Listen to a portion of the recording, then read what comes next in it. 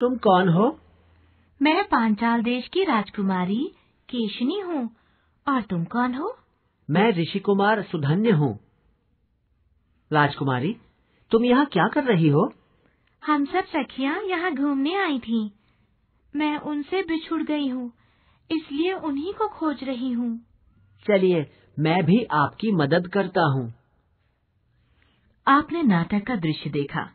इसके पात्रों राजकुमारी और ऋषि कुमार ने नामों के स्थान पर अन्य शब्द प्रयोग किए हैं। राजकुमारी ने अपने लिए मैं शब्द प्रयोग किया।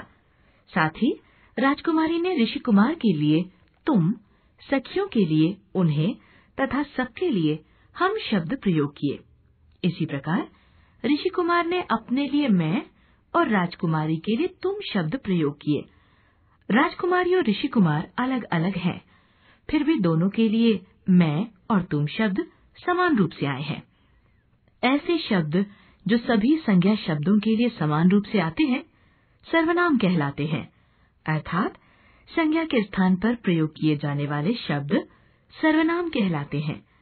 सर्वनाम का अर्थ सबका नाम होता है। सर्वनाम शब्दों के प्रयोग से वाक्य में संज्ञा शब्द की पुनरुक्ति नहीं होती।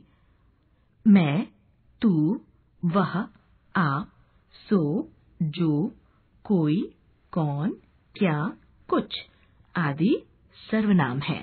सर्वनाम के कुल 6 भेद होते हैं। पुरुषवाचक सर्वनाम, निश्चयवाचक सर्वनाम, अनिश्चयवाचक सर्वनाम, संबंधवाचक सर्वनाम, प्रश्नवाचक सर्वनाम और निजवाचक सर्वनाम। पुरुषवाचक सर्वनाम, मैं पुस्तक पढ़ रहा हूँ, तुम मेरे साथ घूमने चलो, वह कौन खड़ा है। वाक्यों में मैं सर्वनाम का प्रयोग वक्ता ने स्वयं अपने लिए किया है। तुम सर्वनाम का प्रयोग सुनने वाले के लिए तथा वह सर्वनाम का प्रयोग किसी अन्य व्यक्ति के लिए किया है। वाक्यों में आए मैं, तुम तथा वह पुरुषवाचक सर्वनाम हैं। जिन सर्वनाम शब्दों से बोलने या कहने वाले का तथा सुनने वाले का या जिसके विषय में बात की जाए उसका बोध होता है, उसे पुरुषवाचक सर्वनाम कहते हैं। अर्थात तीनों पुरुषों का बोध कराने वाले शब्द पुरुषवाचक सर्वनाम कहलाते हैं। पुरुषवाचक सर्वनाम के 3 भेद हैं: उत्तम पुरुषवाचक, मध्यम पुरुषवाचक, अन्य पुरुषवाचक। उत्तम पुरुषवाचक सर्वनाम, बोलने वाला या बात करने वाला जिन सर्वनाम शब्दों का प्रयोग अपने लिए करता है वे उत्तम पुरुषवाचक सर्वनाम कहलाते हैं। जैसे मैं खाना खा रहा हूँ, मुझे एक पुस्तक चाहिए, हम बाजार जा रहे हैं। मैं, मुझे तथा हम सर्वनाम बोलने वाला स्वयं अपने लिए प्रयुक्त कर रहा है, अतः ये उत्तम पुरुषवाचक सर्वनाम के उदाहरण हैं। मध्यम पुरुषवाचक सर्वनाम, बोलने वाला सुनने वाले अर्थात जिसके साथ बात की जाती है उसके लिए जिन सर्वनाम शब्दों का प्रयोग करता है वे मध्यम पुरुषवाचक सर्वनाम कहलाते हैं। जैसे तुम वहां जाकर बैठ जाओ, तुम्हें पिताजी ने बुलाया है, आप अंदर आ जाइए। तुम, तुम्हें तथा आप सर्वनामों का प्रयोग सुनने वाले के लिए किया गया है, अतः ये मध्यम पुरुषवाचक सर्वनाम के उदाहरण हैं। अन्य पुरुषवाचक सर्वनाम, बोलने वाला जिसके विषय में बोलता या बात करता है वे अन्य पुरुषवाचक सर्वनाम कहलाते हैं। जैसे वह खाना खा रहा है, वे कल से बीमार हैं, ये यहाँ क्यों आए हैं। वह, वे तथा ये सर्वनाम किसी अन्य के लिए प्रयोग हुए हैं, अतः ये अन्य पुरुषवाचक सर्वनाम के उदाहरण हैं। निश्चयवाचक सर्वनाम, किसी निश्चित वस्तु या प्राणी का बोध कराने वाले सर्वनाम शब्दों को निश्चयवाचक सर्वनाम कहते हैं। जैसे वह मेरा घर है, यह माला की पुस्तक है, ये यहाँ क्या कर रहे हैं। वह, यह तथा ये सर्वनाम निश्चित प्राणियों के लिए प्रयुक्त हुए हैं, अतः ये निश्चयवाचक सर्वनाम हैं। अनिश्चयवाचक सर्वनाम, जिन सर्वनाम शब्दों से निश्चित वस्तु या प्राणी का बोध नहीं होता है अनिश्चयवाचक सर्वनाम कहलाते हैं। जैसे मुझे किसी ने पुकारा है, आपसे कोई मिलने आया है, आपके घर कुछ मेहमान आए हैं। किसी, कोई तथा कुछ सर्वनाम निश्चित प्राणी तथा वस्तु के लिए प्रयुक्त नहीं हुए हैं, अतः ये अनिश्चयवाचक सर्वनाम के उदाहरण हैं।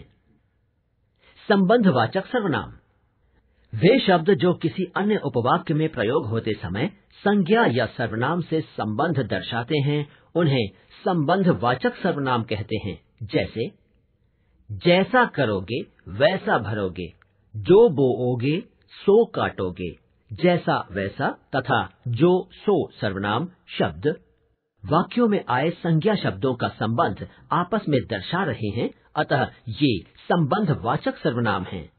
प्रश्नवाचक सर्वनाम वे सर्वनाम शब्द जो प्रश्न पूछने अथवा किसी वस्तु को जानने के लिए प्रयोग किए जाते हैं, वे प्रश्नवाचक सर्वनाम कहलाते हैं। जैसे दूध में क्या गिर गया, वहाँ कौन खड़ा है, मुझे किसने बुलाया। क्या, कौन तथा किसने सर्वनाम शब्द कुछ जानने के लिए प्रयुक्त किए गए हैं, अतः ये प्रश्नवाचक सर्वनाम हैं।